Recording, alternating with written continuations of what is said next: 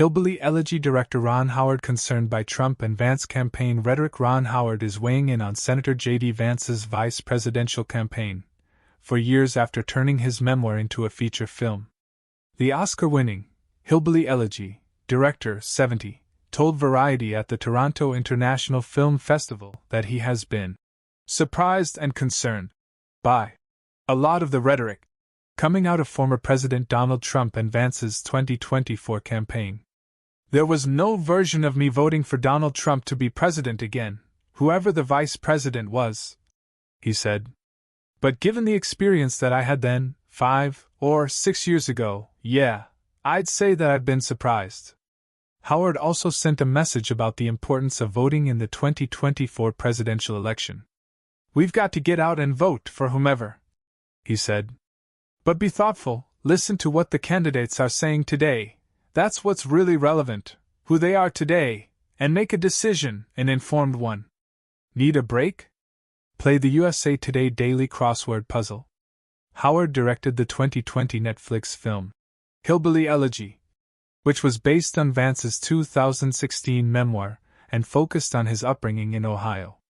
Amy Adams played Vance's mother, while Glenn Close played his grandmother. The film received largely negative reviews from critics, though Close earned an Oscar nomination for her performance. Vance served as an executive producer on the movie. What is Hillbilly Elegy about? All about VP nominee J.D. Vance's book. In a joint interview with Vance on CBS Mornings, in 2020, Howard said that critics of Hillbilly Elegy were looking at political thematics that they may or may not agree with, that honestly aren't really reflected, or are not front and center, in this story. He added, "What I saw was a family drama that could be very relatable." Since the film's release, Vance ran for Senate as a Republican and was elected in 2022. In July, he was tapped to serve as Trump's running mate in the 2024 election. Howard has been a vocal critic of Trump, describing him in a 2020 social media post as a self-serving, dishonest, morally bankrupt egomaniac who doesn't care about anything or anyone but his fame and bank account and is hustling the U.S. Single, childless women push back against Vance claims they don't care about America. Howard previously told Variety in 2022 that he was surprised by Vance's Senate campaign and embrace of Trump. When I was getting to know J.D., we didn't talk politics because I wasn't interested in that about his life, he said.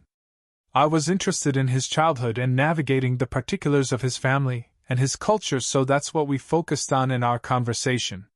To me, he struck me as a very moderate center-right kind of guy. Howard added that it was clear during their conversations that Vance wasn't a fan of Trump. The Ohio senator previously told a friend in 2016 that Trump might be America's Hitler. He didn't like him at all, as he tweeted. Howard told Variety, "I haven't talked to him in a couple of years.